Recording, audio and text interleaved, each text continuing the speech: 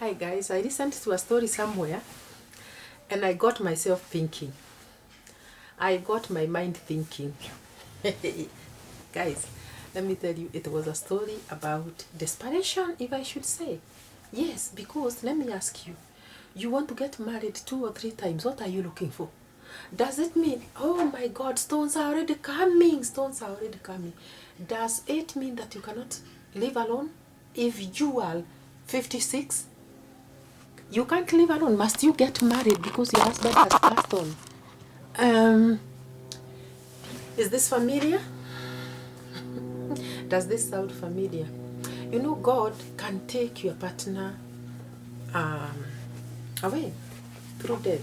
And when the partner goes, you are 56, you are 57, you are 59. And you have been married twice. You are married to the first man who it didn't work out. Within the first 5 years of marriage, after one baby, you parted ways. And you really looked for a husband that time. You know, with a child, you really, especially if the child is a boy, you really tarmac looking for a man to love you. Finally, you got to meet this other man. After a whole 10 years, you get to meet this other man. That time, you are 39. So you are like, oh my God, I should not see the 40th birthday. I should not see the 40th birthday when I'm seeing God. No, Lord. Remember mercy. Give me somebody. So God gives you this man at 39. And you're like, over the moon. I would be, if I were you. I would be, because who wants to live a desperate life alone? So you get married. And guys, you are blessed with 3 good children.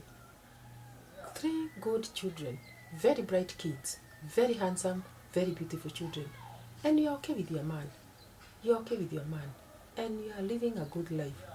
You are struggling here and there, yes, but you know you are living a good man. So now, God gives you this good 17 years with this man. When you are just turning 57, God takes away your husband through death. Through death. So now, guys, you are 57, your hubby has died, your children are all grown. In fact, they are not all grown because the first child is about 17 years. But they are now through with their high school education and they are going to the university. And the firstborn child that you got out of wedlock, the very first marriage, is 25. So you are grown mama. You have a child who is 25 years. This child is even coming to tell you, Mama, I want to get married. By the way, he is a boy. He wants to get married at 25. And you are like, okay, yeah, bring the girl. We get to see her. Then the father dies. The second father. Should I call him the second father? Yes, the stepfather. But now, here you are, also in hot race. You are rushing against time, trying to also look for a husband at 57.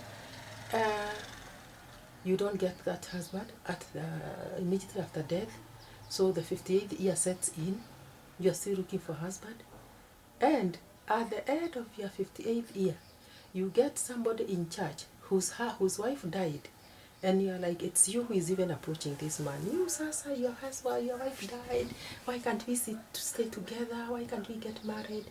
And the man is like, at our age, are we going to get married or are we going to do a come we stay? And you're like, no, I would not want a come we stay. I would rather we get married. You know, our children are all grown. Your children are all grown and gone. Mine are almost going. One is already getting married. And now, you know, you're like so desperate to be married. Guys, let me tell you, I think you are the lucky type. Because this church man says, okay, I mean, you know, we cannot do things behind the church's back. So we have to inform the church. And you're like, you go to pre-marital, do you call them pre-marital counseling classes or what? No, they cannot be premarital. Those counseling classes that you go to so that you get cancelled in order to get married, you are there at 59 being cancelled. In fact, the man is 62.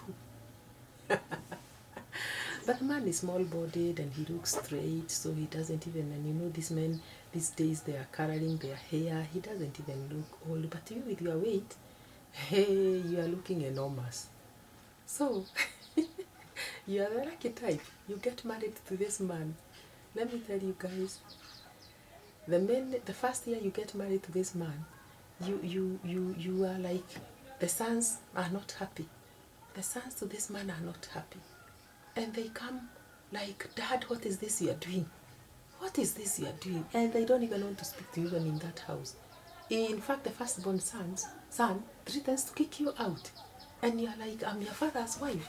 And you're like, you know, whose wife are you? Our mom died. And that is the woman we recognize in this home. You cannot come marrying our father at this age. So look at the way you look. And you are like so frustrated because actually it is the sons that are kicking you out, and they will kick you out.